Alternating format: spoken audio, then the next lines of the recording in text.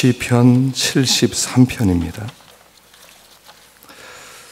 우리 두 곳을 나눠서 읽도록 하겠습니다. 1절부터 3절까지 읽고 그 다음에 17절부터 28절까지를 읽도록 하겠습니다. 먼저 73편 1절부터 3절까지를 함께 봉독하십시다. 시작. 하나님이 참으로 이스라엘 중 마음이 정결한 자에게 선을 행하시나 나는 거의 넘어질 뻔.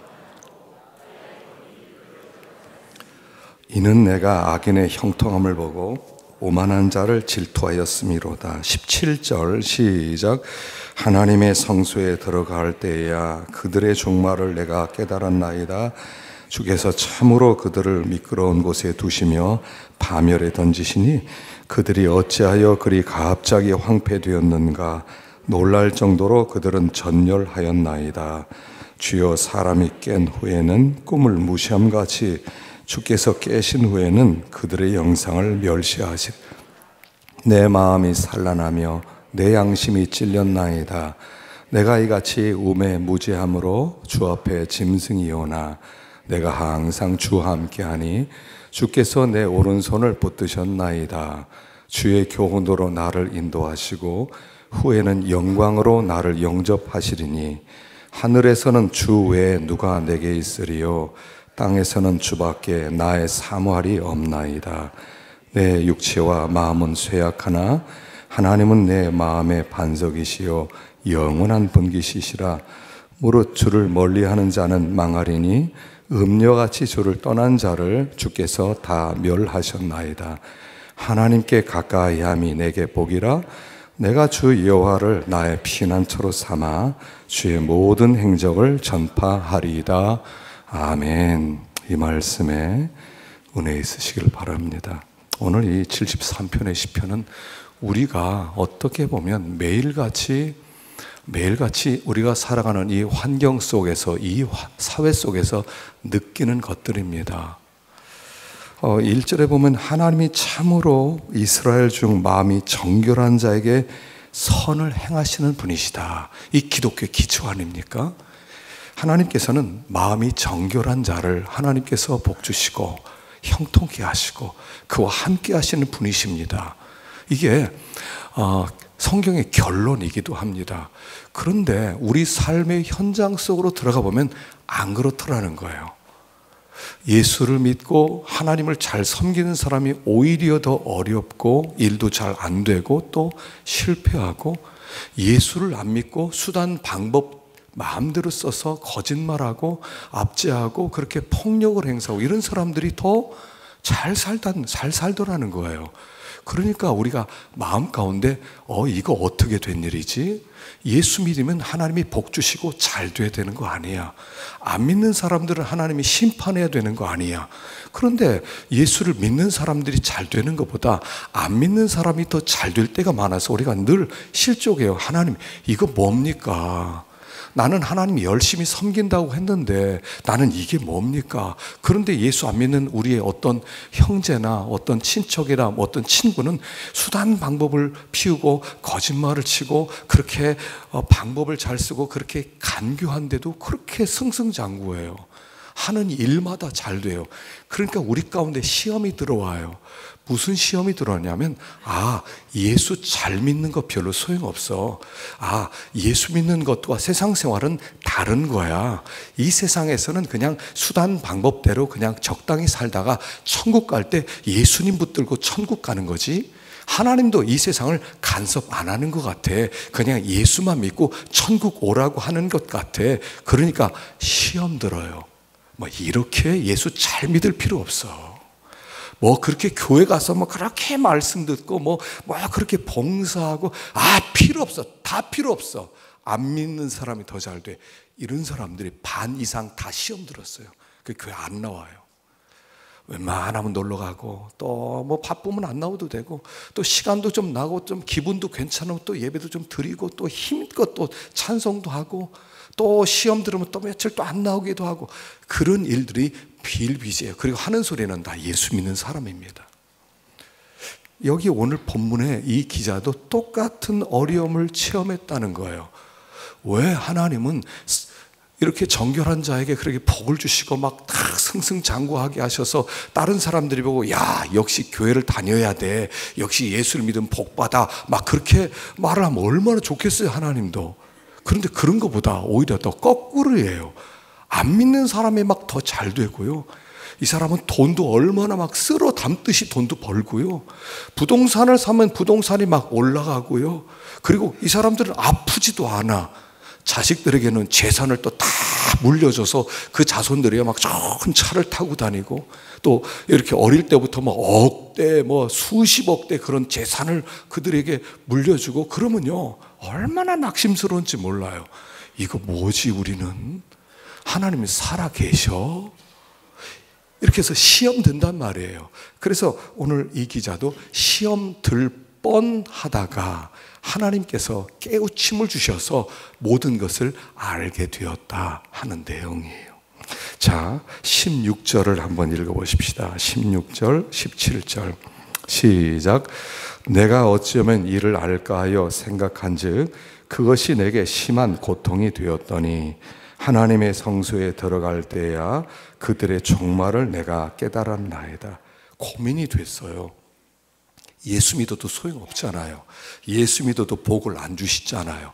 예수 믿어도 뭐 잘 되는 거 없잖아요. 그러니까 세상에서는 하나님 빼놓고 내가 모든 수단 방법 가지고 일을 해야 되고, 내가 욕심을 막 부려야 되고, 뭐 시간을 아껴서 내가 열심히 투자해야 되고, 그래서 많이 모아야 된다, 그런 생각을 가졌더니 고통이 또 되는 거야. 아, 그럼 내가 예수 믿는 게 뭐야? 그래서 고민할 때에 하나님이 그에게 깨달음을 하나 주셨다는 거예요. 근데 언제 깨닫게 되냐면 하나님의 성소에 들어갈 때 하나님이 그에게 보여주신 게 있다는 거예요.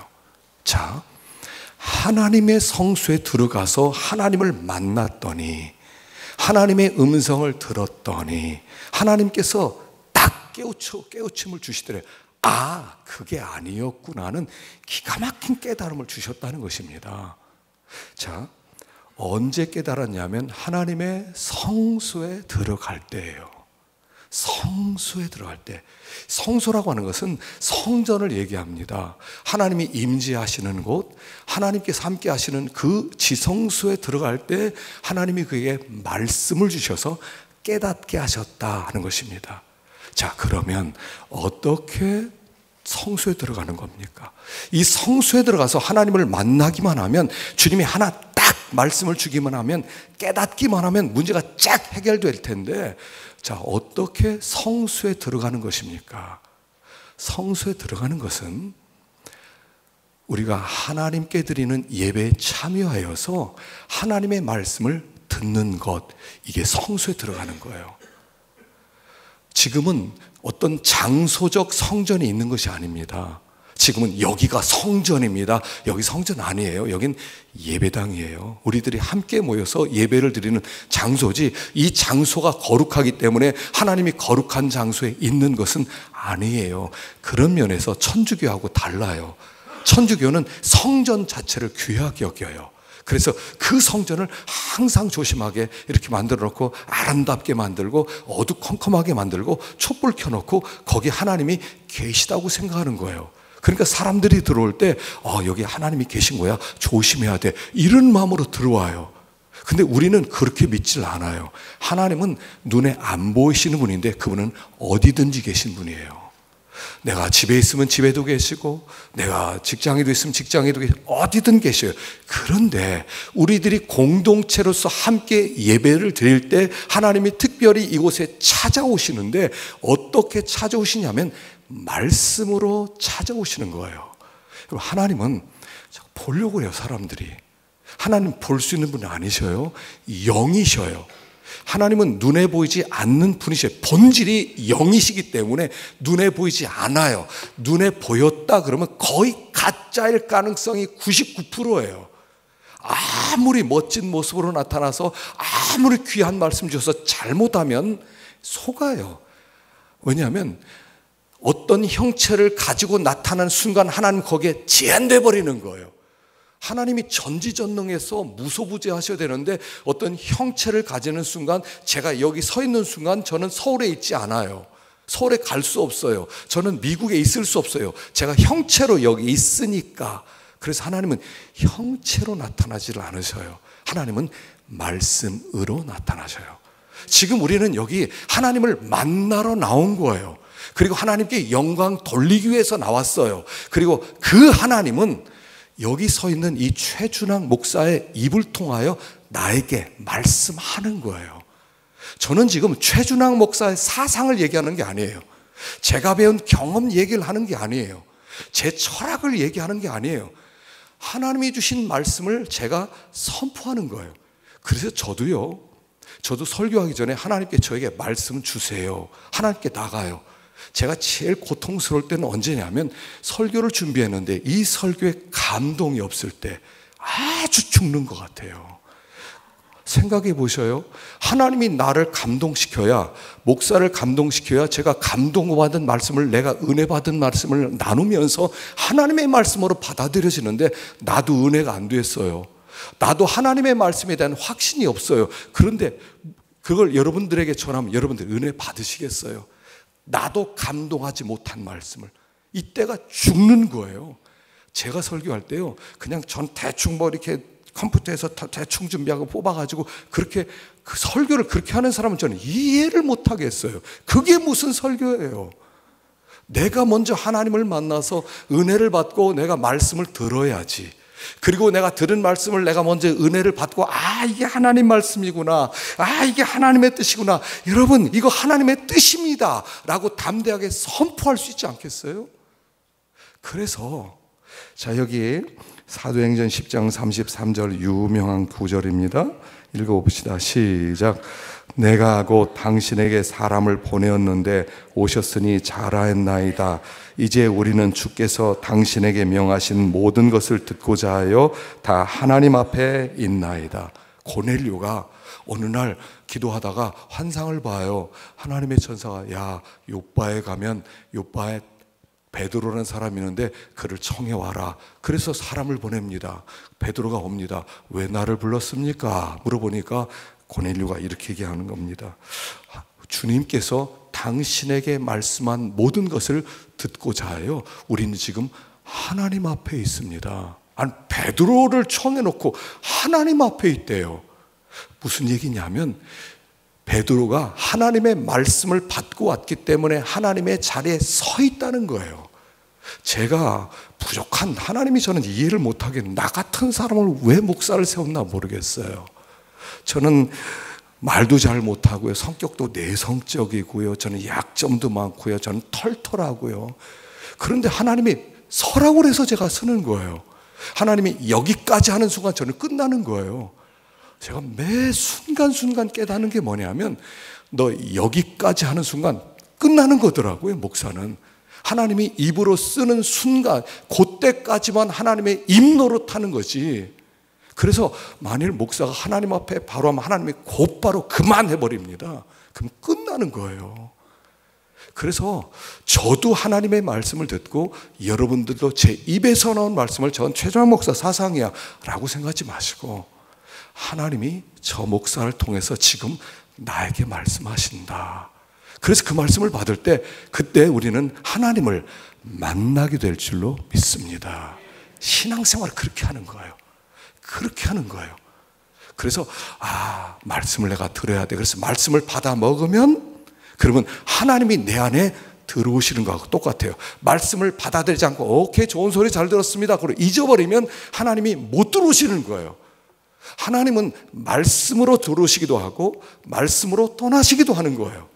그래서 에덴 동산에서 선악을 알게 하는 나무의 실과 먹지 마, 선악과 먹지 마, 하나님이 거기 말씀으로 계시는 거예요. 선악과를 딱 볼 때 하나님의 말씀이 거기 있는 거예요. 그 얘기는 하나님이 거기 계신 거하고 똑같은 거예요. 말씀이 하나님이셔요. 우리가 그래서 말씀이 내 안에 말씀이 있느냐? 그럼 하나님이 계셔요. 말씀 없느냐? 그럼 하나님 없는 거예요. 내가 이 말씀 순종해야 돼. 이 하나님 두려운 분이야. 그럼 하나님이 내 안에 계신 거예요. 야, 두려워할 거 하나도 없어. 괜찮아. 그렇게까지 안 해도 돼. 그러면 하나님은 떠나신 거예요. 말씀으로 찾아오신 하나님, 이게 성소로 들어가는 거예요. 그때 하나님이 다 깨닫게 해주세요. 또 한 가지는 기도할 때예요.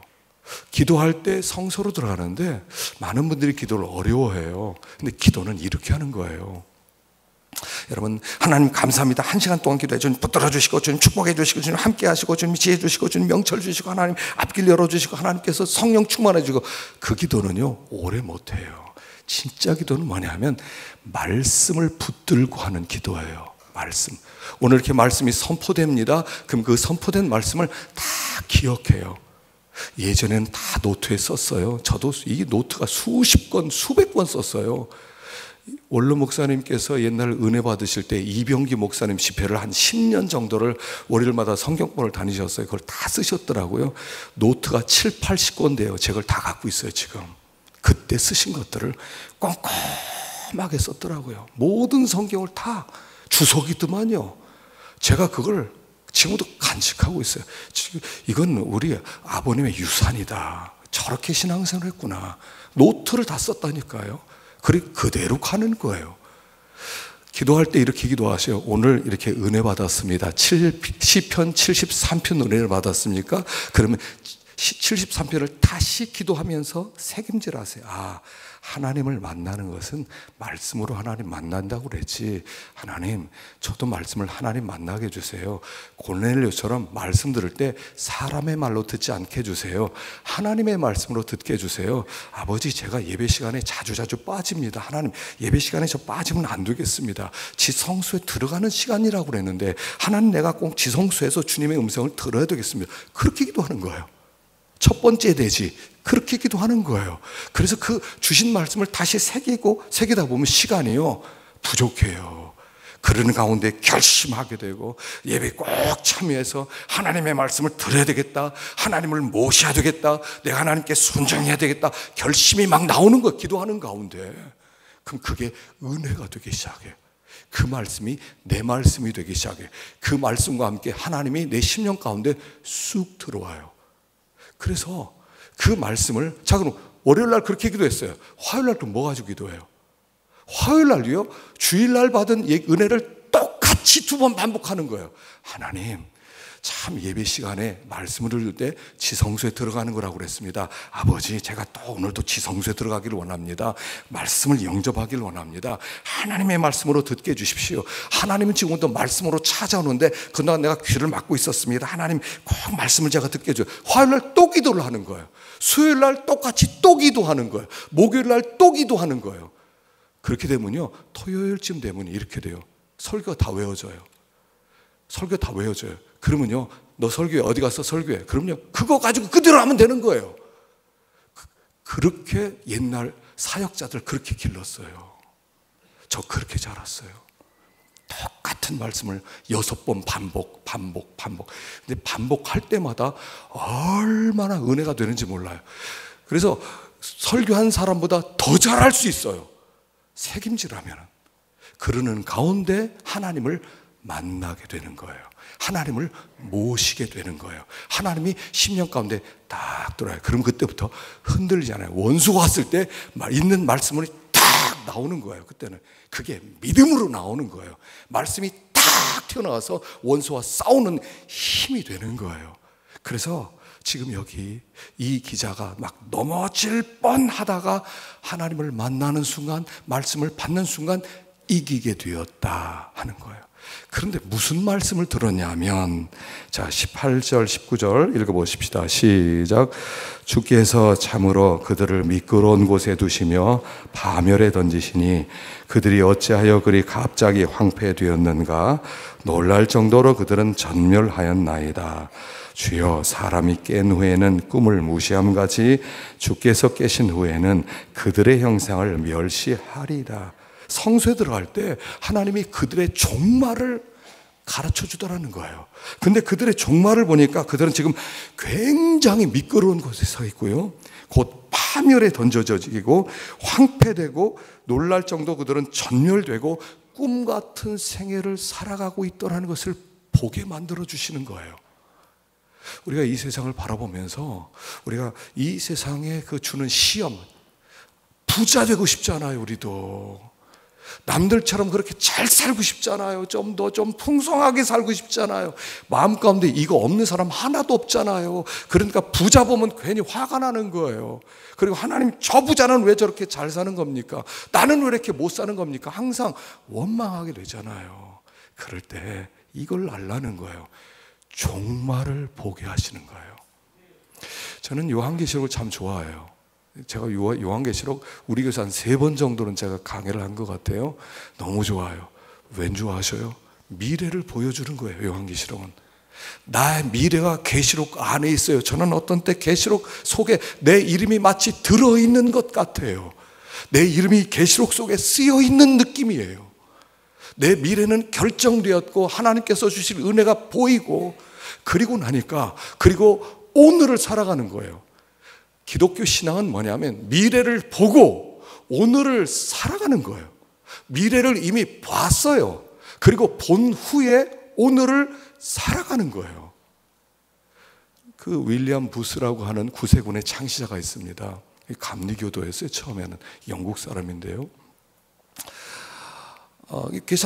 굉장히 가난해서 교육도 제대로 못 받았어요. 굉장히 어렸을 때부터 몸이 안 좋았어요. 그런데 이제 후에 아주 굉장히 훌륭한 그런 사역자가 돼서 구세군이라고 하는 그런 새로운 교파를 또 하나 만들었어요. 그래서 이 구세군 교파는 감리교와 비슷한 교리를 가지고 있어요. 이분이 원래 감리교 출신이기 때문에. 그런데 나중에 굉장한 열정을 가지고 사역을 하게 돼요. 후에는 왕이 초대를 받아서 왕과 함께 대화를 나눌 만큼 아주 굉장히 귀한 자리에 있게 됩니다. 근데 이 사람이 젊었을 때 이 사람이 삶이 획기적으로 바뀌었던 기회가 있었어요. 그거 뭐냐면, 그가 몸이 너무 허약하다 보니까 허약한 가운데 환상을 하나 보았어요. 천국을 보는 환상과 지옥을 보는 환상을 그가 보았어요. 그가 이렇게 자세히는 기록하지 않았는데 이렇게 나와 있어요. 어쨌든 사람의 눈으로 과연 볼 수 있는 것인가, 이게. 또 이 음악을 내가 귀로 이런 음악을 앞으로 들어볼 수 있겠는가 할 만큼 그런 아름다운 음악, 내 마음으로 과연 이런 것들을 내가 상상할 수 있었던 것인가 라고 그가 그렇게 기록해요. 그런데 나중에 그가 이제 지옥도 보면서 그가 굉장히 그 두려운 마음을 품습니다. 그래서 후에 이 구세군에서 공부를 하는 사람들, 이게 나중에 이렇게 얘기해요. 하나님, 구세군에서 사역할 사역자들은 지옥의 천장에 30분쯤 매달아 놓고 그 다음에 사역을 시켰으면 좋겠습니다 라고 할 만큼 그러면 아주 굉장히 처절한 지옥 체험을 하게 됩니다. 아마 지옥 30분만 보고 오면 결코 그 사역을 이렇게 할 수 없을 것이다 라고 할 만큼은 그 지옥을 체험하게 돼요. 그런데 그가 천국을 보면서 나중에 이런 얘기를 했어요. 거기에 있더니 기억의 책이 있더라. 나를 향한 기억의 책이 있는데, 나를 보니까 내가 옛날에 했던 일거수일투족이 다 기록되어 있는데 그 이상이었다. 내가 그때 어떤 마음으로 그 일을 했는지, 어떤 동기로 그 일을 했는지까지도 다 기억되었더라. 그런데 기록되어 있는데 내가 너무너무 창피해서 고개를 들 수 없었는데, 내가 하나님 앞에 한 번 더 기회를 달라고, 한 번 더 기회를 주면 내가 정말 새롭게 하고 오겠다고 깨보니까 자기가 이 몸이 연약한 가운데 그런 환상을 보았던 거예요. 그리고 나서 그의 사역이 완전히 바뀌어졌다는 거예요. 자, 오늘 우리는 누군 줄 아십니까? 여러분, 인생은 한 번이에요. 근데 이미 미래를 우리에게 보여주셨어요. 그리고 우리에게 이렇게 말하는 거예요. 야, 너 미래 봤지? 그 영광스러움과 그 처절한 지옥 무저갱을 봤지? 어떻게 살래? 그리고 미래를 보고 오늘을 살아가는 생활이 신앙이에요. 성경에 부자와 거짓 나사로의 비유가 있습니다. 이 부자와 거짓 나사로의 비유도요, 무슨 얘기입니까? 한 사람은 어마어마한 부자였다. 수천억의 부자였다. 마음대로 살았다. 자유롭게 하고 싶은 거 다 했다. 그런데 죽었다. 거지가 있었는데 너무 가난했다. 세상에 이렇게 가난한 사람이 없었다. 부잣집 밑에서 떨어지는 상부스러기 먹고 떨어지는 쓰레기 먹고 음식 쓰레기 먹고 산 사람이다. 근데 죽었는데 천국 갔다. 너 어디 갈래? 이렇게 물어보는 거예요. 너 누가 더 좋아?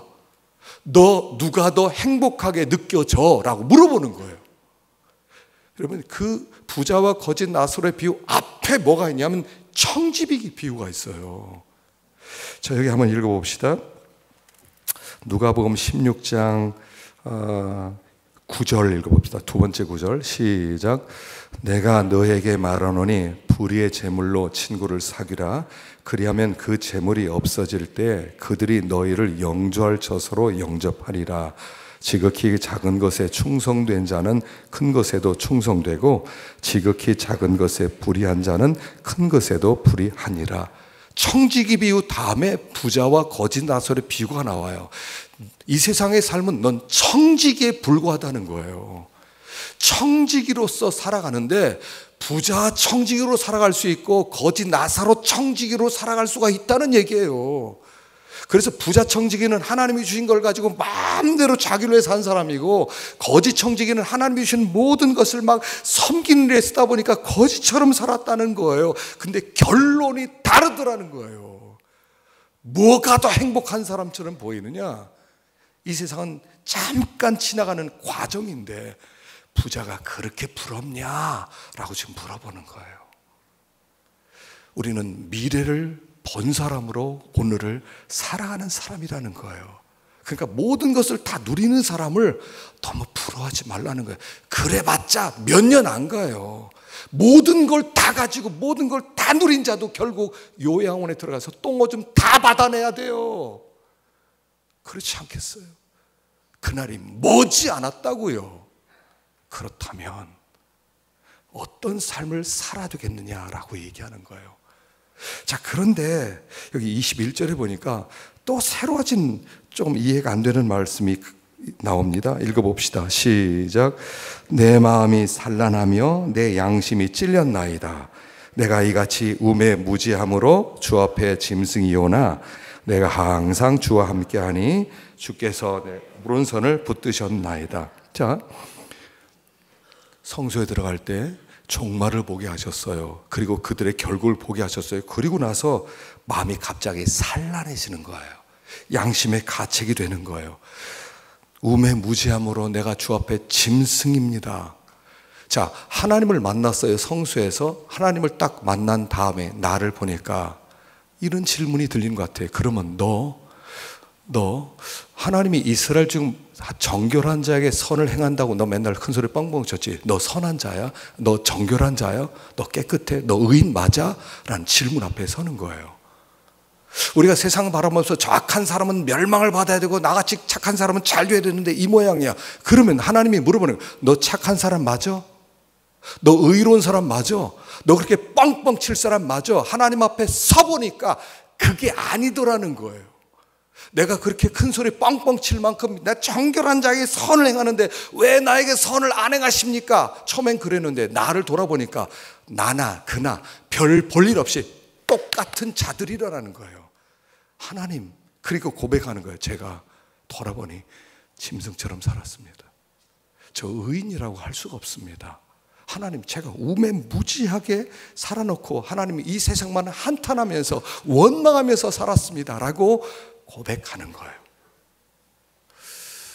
여러분, 신앙생활을 하면서요, 저도 신앙생활이 이제 3대째 아닙니까? 저희 할아버지가 장로님이셨고 저희 아버지는 목사님이었고 그거 제가 목사예요. 우리 어머니가 뱃속에서 기도 안 하셨겠습니까? 저는 어머니 뱃속에서 기도받고 산 사람이에요. 우리 아버님이 산에 가면 이상하게 꼭 나를 데려가셨어요. 5살 때. 그 무릎 위에다 올려놓고 찬송가를 가르쳐 주세요. 예수께서 오실 때에 그 귀하심, 그게 지금 아직도 기억나요. 앉혀놓고 따라오세라 찬송을 배웠어요. 그리고 야, 아빠가 저쪽 가서 기도할 때 너 여기서 놀고 있어. 제가 생생해요. 전 5살 때부터 산기도를 다녔어요.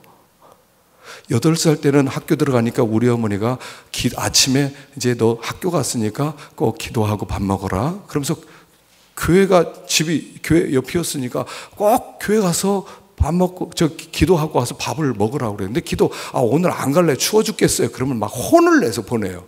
얼마나 짜증이 나는지 몰라요. 제가 그래서 그 이후로 제가 그때 그런 마음 들었어요.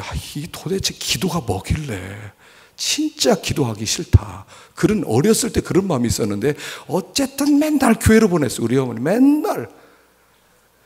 제대로 기도를 시작한 것은 제가 1980년, 저희 79년이었어요. 그때가 제가 고등학교를 졸업하고 재수할 때부터 제가 제대로 된 기도를 시작했어요. 재수하면서 한 번도 새벽 기도를 빠져본 적이 없어요. 그때 제가 복을 많이 받았어요. 그리고 주님을 제대로 만났을 때는, 인격적으로 만난 것은 81년이었어요. 그때부터는 2시간 기도를 시작했어요. 81년부터 저는 교회에서 2시간 기도를 했어요. 산기도를 빠지지 않았어요. 어떤 날 산에 올라가면요, 영하 10도 되는 1월 달에 올라가면요, 산에서 영하 10도면요, 이렇게 우리가 영하 10도까지만 올라가 보셔요. 얼마나 추운지 몰라요. 솜잎을 가지고 뒤집어 씌워도요, 얼어 죽는 것 같아요. 새벽 3시나 올 때는 다리가 얼어서 떨려서 제대로 내려오지를 못할 정도예요. 그렇게 신앙생활을 했어요. 대학 다닐 때는요, 저 죄송한 얘기지만 저 영문과 나왔거든요. 근데 전 영어 시간에 성경 봤어요. 영어책 펴놓고 섹스피어 뭐 하면 펴놓고 밑에다 성경만 봤어요. 성경이 넘어져요. 성경 얼마나 많이 봤는지를 몰라요. 성경 엄청 암송을 했어요. 대학교 3학년 때문에 돌아다니면서 성경 공부하고 다녔어요. 수요일 날 또 설교하러 다녔어요. 자, 여러분, 저 57세요. 어떨 것 같으세요? 거의 천사 주순 되잖아요. 여러분, 저 천사처럼 보이셔요? 그렇게 안 보이셔요? 눈이 좀 잘못되셨구만. 여러분, 제가요, 저를 볼 때 뭐를 느끼는 줄 아십니까? 일생 신앙생활 하는데 이 정도야. 옛날하고 똑같아요. 신앙생활 하면서 구원을 이루어 가자. 얼마나 많이 배우는지 몰라요. 구원을 받았느냐? 구원을 이루어서 거룩한 자가 되자. 그래서 기도해서 거룩한 자 되고 하나님을 닮아가고 그러려고 애를 썼어요. 근데 제가 깨달아진 게 있어요. 그게 뭐냐면 구원을 이루어 간다. 성화를 잘못 오해를 했어요. 성화를 이렇게 생각했어요. 저기 계룡산이 있습니다. 계룡산이 800m예요. 그러니까 계룡산 올라갑니다. 100m 올라갔어요. 200m 올라갔어요. 하룻밤 자고 그 다음에 또 놀다가 와서 또 그 다음에 300m 올라가고 400m 올라가고 점점 나중엔 산꼭대기까지 다 간다고 생각했어요. 근데 그게 아니더라고요. 여러분, 그게 아니에요. 신앙생활은 뭐냐면, 하나님을 알아간다는 것은 뭐냐면, 하나님을 알아간다는 것은 내 안에 죄의 능력이 얼마나 큰가를 발견해 간다는 뜻이에요. 처음에 예수 믿을 때는 죄까지 거 안 지면 되지 이러다가, 야, 이 죄 이거 만만한 게 아닌데 이 죄가 능력이 있구나, 죄와 싸워야 되겠구나, 처음 이렇게 생각해. 그러나 시간이 가면 갈수록 이 죄가, 내 속에 있는 죄가 엄청난 능력을 가지고 있다는 것을 알게 되는 거예요. 와, 나는 이거 어쩔 수 없구나.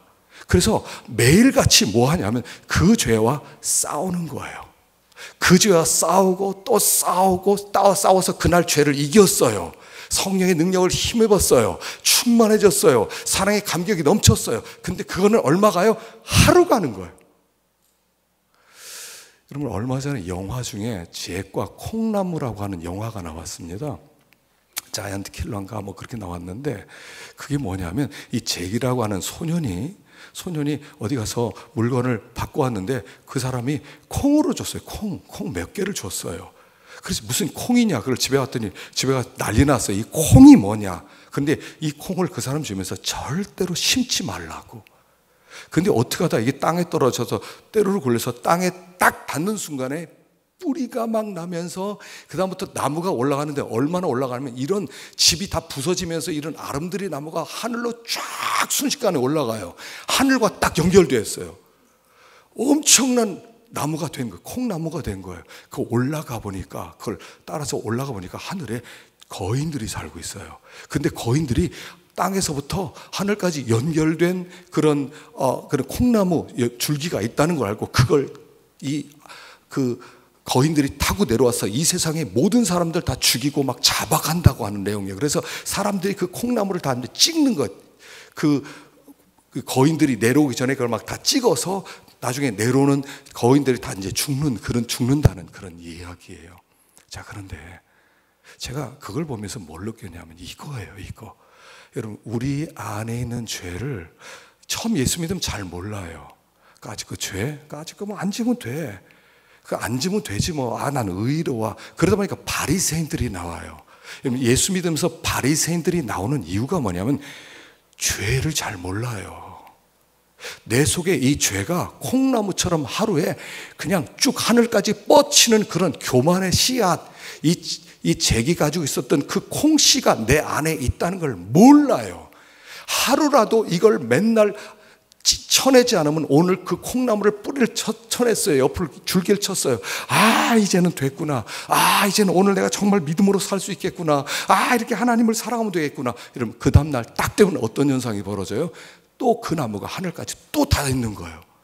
그럼 그걸 또 해야 돼. 또 잘라야 돼요. 이게 성화예요. 이게 성화예요. 성화는 오늘 좀 됐어. 자, 그 다음에 이걸 가지고 내일까지 가서 또 거기다 더 하고, 그 다음 내일 모레 좀 가져가고, 그 다음에 한 달 뒤에 또 가져가고, 1년 뒤에 가서, 아우, 내가 이렇게 신앙생활 오래 하니까 내가 많이 변했어요. 그런 사람을 바리새인이라고 부르는 거예요. 그걸 외식하는 사람이라고 부르는 거예요. 우리가 그렇게 속아 살았어요. 내가 보니까 그렇더라고요. 제가 깨달은 게 그거예요. 이제까지 57년 동안 신앙생활 했는데 별로 안 바뀌었어요. 이 정도 됐으면 내가 믿음이 쌓이고 신앙이 쌓였으면 사람을 볼 때 막 사람을 막 울고 끌어안고 막 저 사람이 어떻게 하더라도 그를 위해 용서하고 참고 인내하고 이래야 되잖아요. 온유 겸손하고. 그렇지 않더라고요. 나한테 조금 손해를 끼치면 막 죽이고 싶은 마음이 있는 거예요. 이게 57년 됐는데 그 사람 나에게 해를 끼치고 막 괴롭게 막 죽이고 싶은 마음이 들어요. 왜 그래요 이게? 제가 신앙생활 안 했어요? 제가 은혜를 안 받았어요? 아니요. 내가 오늘 죄와 싸워서 이기고 내일 죄와 싸워 이기고 하는 과정 속에서 이런 게 발견돼요. 하나님, 나는 어쩔 수가 없네요. 하나님, 나를 보니 저는 절망이네요. 요걸 발견해 가는 게 신앙이라고요. 나중에는 자랑할 게 하나도 없어요. 내가 말이야, 신앙생활 오래 했더니 좀 됐네. 저거 한심한 것들, 이런 게 아니에요. 하나님, 저 사람들이 오히려 좀 낫네요. 참, 난 이게 이 모양이 뭡니까? 이게 심령의 가난함이에요. 이게. 심령이 가난한 자는 복 있나니 천국이 저희 것이며, 그래서 내가 나를 볼 때마다 절망하는 정도까지 가야 돼요. 좌절하는 데까지 가야 돼요. 하나님, 나 어떻게 하면 좋습니까? 이놈의 죄는 이거 죽지도 아니하고 날마다 싸워 이긴다고 하지만 내 마음 가운데는 미움과 시기와 분노와 질투와 없어지지 아니합니다. 이거 어떻게 하면 좋습니까? 이게 가난함이에요. 가난함. 하나님, 정말 은혜 아니면 나는 아무것도 아니에요. 정말 나는 아무것도 내놓을 것도 없고 자랑할 것도 없어요. 하나님, 저를 좀 불쌍히 여겨주세요. 그게 구원을 이루어가는 거예요. 뭘 내놔요? 뭘 자랑해요? 뭘 큰 소리 치고 다녀요? 이게 매일같이 콩나무가요, 하늘까지 뚝 닿고 또 막 열심히 해서 도끼를 쳐냈더니 그 다음날 또 올라가 있고, 이게 매일같이 그 싸움을 매일같이 하는 거예요. 이게 죄 죽이기예요. 그래서 바울이 했던 게 뭐예요? 나는 날마다 죽노라. 이 날마다 죽노라는 얘기는 뭐냐면 내 속에는 매일같이 자라는 이 콩나무를 오늘도 죽이고 오늘도 죽이고 오늘도 죽이고 매일 죽이는 거예요. 하루라도 내버려두면 하늘에서 거인이 내려와서 내가 완전히 거인 마귀의 종이 돼버리는 거예요. 그래서 우리는요, 자랑할 게 없어요. 뭐 신앙생활 오래 했으니까 당신 대단하십니까? 들을 생각도 하지 마세요. 그런 꿈도 꾸지 마세요. 하나도. 나중엔 뭘 발견해요? 주님, 죄인 중에 괴수입니다. 제가. 하나님, 이 세상에 나처럼 이렇게 악한 사람이 있습니까? 이게 주님을 발견한 사람이에요. 그래서 주밖에 없습니다, 이 고백이 나오는 거예요. 그 뒷장으로 갑시다. 25절 시작. 하늘에서는 주 외에 누가 내게 있으리요? 땅에서는 주밖에 내가 사모하리 없나이다. 내 육체와 마음은 쇠약하나 하나님은 내 마음의 반석이시요 영원한 분기시시라. 무릇 주를 멀리하는 자는 망하리니 음녀같이 떠난 자는 주께서 다 멸하셨나이다. 하나님께 가까이 함이 내게 복이라. 내가 주 여호와를 나의 피난처로 삼아 주의 모든 행적을 전파하리다. 이렇게 고백하는 거예요. 하나님, 이런 나입니다. 여러분, 우리가 신앙생활은요, 자기 정체를 발견해 가는 거예요. 여러분, 너무 그럴듯한 척 하지 마셔요. 주님이 그걸 갖다가 야, 독사의 자식들아, 왜 그래요? 바리새인들이 그럴듯한 척하고 다녔거든요. 그럴듯하게 내가 많이 주님을 닮았으면 내가 얼마나 주님을 사랑하는 줄 아십니까? 길거리에서 막 성경 읽고 소리 내면서 기도하고, 주님이 이 독사의 자식들아 그러는 거예요. 자기 정체를 모르는, 자기 정체를 알면 주님 저를 떠나세요, 전 죄인입니다. 이게 우리의 정체예요. 이게 매일같이 싸워 이겨나가는 거예요. 그리고 그 일을 딱 성공해서 죽은 다음에 와, 그분 성인이었다, 이게 나오는 거예요. 죽은 다음에. 살았을 때는 그 말을 들으면 안 돼요. 아, 당신 괜찮은 사람입니다, 훌륭한 사람, 그런 말 들어서도 안 돼요. 할 생각도 하지 마세요. 살아있는 사람한테 어떻게 그런 얘기를 해요? 죽은 다음에 그 사람 참 날마다 싸워. 오늘 싸우고 내일 싸우고 또 싸우고 또 싸우고 그리고 딱 죽었어요. 딱 보니까 싸워서 이겼어요. 그가 성자죠. 어떻게 될지 몰라요. 사람은요, 내 속에 있는 이 죄라고 하는 것은, 여러분, 제가 깨달으면 깨달을수록 어마어마한 죄가 내 속에 도사르고 있는 거예요. 그래서 회개하는 거예요. 하나님, 이놈의 죄 때문에 어떡합니까? 그래서 신앙생활은 회개하는 생활이에요. 어떤 사람은 회개할 게 없대. 아, 난 죄진 게 하나도 없어서 아무리 생각하더라도 죄진 게 생각이 안 나는데, 부자 청년처럼 율법을 지켜라, 살인하지 말라, 가늠하지 말라, 아, 다 지켰습니다. 그래?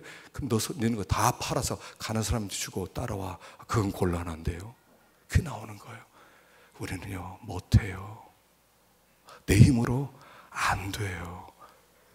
예수 믿는 사람과 안 믿는 사람 차이는 하나예요. 안 믿는 사람은 이 죄와 싸워 이길 수 있는 무기가 없고요, 예수 믿는 사람에게는 이 죄와 싸워 이길 수 있는 무기를 하나 주신 거예요. 그게 예수의 보혈이고, 그것이 성령의 능력이고, 그것이 하나님 앞에 기도하는 것이고, 그 무기를 가지고 우리는 싸워서 지배를 받지 않을 수가 있고, 안 믿는 사람은요, 다 지배 속에 살아요. 난 죄지니까 어쩔 수 없어요. 그냥 이렇게 싸워 이기면서, 하나님, 왜 내가 이 정도입니까? 하나님, 내가 왜 이 정도입니까? 하나님, 내가 이제까지 기도하고 신앙생활하는데 이제까지 이거 하나도 못 참습니까? 내가 이런 거 하나 사랑하지 못합니까? 하나님, 내가 이런 것까지 내가 품지 못합니까? 내가 이런 거 내가 섬기지 못하는 겁니까? 그렇게 나오는 거예요. 이게 거룩한 삶이에요. 거룩한 삶은 뭔가 이루는 게 아니에요. 난 500m 왔어요, 난 이제 한 500m 남았어요. 그건 기독교 아니에요. 기독교는 그거 아니에요. 이 죄라고 하는 것이. 그래서 내 속에 선한 것이 없습니다 라고 고백하는 거예요. 하나님, 내 속에 선한 게 없어요. 내가 원하는 선은 행하지 아니하고 원치 않은 악만 행해요. 오라, 나는 곤고한 사람이로다. 이 사망의 몸에서 누가 나를 건져내랴. 주님, 주밖에 없어요. 하늘에는 주밖에 없고 땅에도 주밖에 없고, 주 외에는 그 진짜 복이 뭔가가 나오는 거예요. 제가 복이 뭔가 얘기했잖아요. 바라크라고 하는, 바라크라는 최초의 복이라는 단어가 창세기 2장에 나와요. 창세기 2장에 복이라는 단어가 나오는데, 성경 해석의 원리 중에 하나가 뭐냐면, 첫 번째 나온 단어의 의미가 가장 기준이 되는 거예요. 그 복이라는 의미는 무릎 꿇다, 경배하다, 찬양한다는 뜻이에요. 그래서 하나님 앞에 무릎 꿇고 하나님께 경배하고 하나님께 찬양하는 것이 복이라는 것을 가르쳐 주는 거예요. 그렇다 보니까 진짜 복 받은 사람 누구예요? 모든 것을 가진 사람이 복이 아니라 하나님을 아는 사람이 복 받은 사람이라는 거예요. 제일, 여러분, 세상에 이 많은 사람 중에 제일 복 받은 사람들이 여기 앉아 있는 우리들이라는 거예요. 하나님밖에 없습니다라고 고백하는 사람들, 하늘과 땅에 내가 구할 분은 하나님 당신밖에 없습니다 라고 고백하는 사람들, 그 사람들이 복 받은 사람이라는 거예요. 그게 신앙생활이에요. 흉내내지 마셔요. 여러분, 나이를 먹어가니까요, 얼마나 폼을 잘 지는지 몰라요, 우리가. 아, 그럴듯하게 말이에요. 제가 나이를 먹어보니까 얼마나 얼굴 포장을 잘합니까? 그런데 그 속에는 여전히 강력한 무서운 죄가 도사리고 있더라는 거예요. 주님을 붙잡아야 돼요. 주님밖에 없습니다. 주님 떠나면 저는 끝장입니다. 주님, 오늘도 저를 붙들어 주세요. 하나님, 내일도 붙들어 주세요. 주님, 매일매일 저를 붙들어 주세요. 좀 흔들리지 않게 해주세요. 주님 말씀대로 좀 순종하게 해주세요. 그렇게 매일 겸손하게 나갈 때 하나님이 우리에게 은혜를 베풀어 주시고 붙들어 주시고, 그래, 내가 너의 복이 되어주마, 내가 너의 복이 되어주마 라고 하나님이 은혜를 주시는 거예요. 그래서 세상 사람 부러워하지 마세요. 주님 모신 우리가 가장 복받은 줄인 줄 알고 오늘도 날마다 무릎으로 전진할 수 있는 우리가 되기를 축원합니다. 기도하십시다. 우리 시간에 잠깐 한번 새김질하면서 기도하십시다. 성소에 들어갈 때 눈이 열려집니다. 주님, 예배를 드리는 자리고 기도하는 자리고 또 하나님의 말씀을 묵상하는 자리, 그때 주님이 깨닫게 해주시고 종말을 알아야 됩니다. 종말을 보고 나서야 오늘을 살아가는 사람들이 우리들입니다. 주님, 우리의 결국이 나와 있는데 오늘 힘을 써서 믿음으로 살게 하시고, 또 난 의인이 아닙니다. 난 의인이라고 소리치면서 다녔는데 사실은 사기꾼이었습니다. 제 속에 악한 죄가 교만이 도사리고 있습니다. 주여, 어찌하면 좋습니까? 나에겐 주밖에 없습니다. 주님 붙듭니다. 저를 불쌍히 여겨 주옵소서. 우리 함께 기도하겠습니다. 하나님 아버지,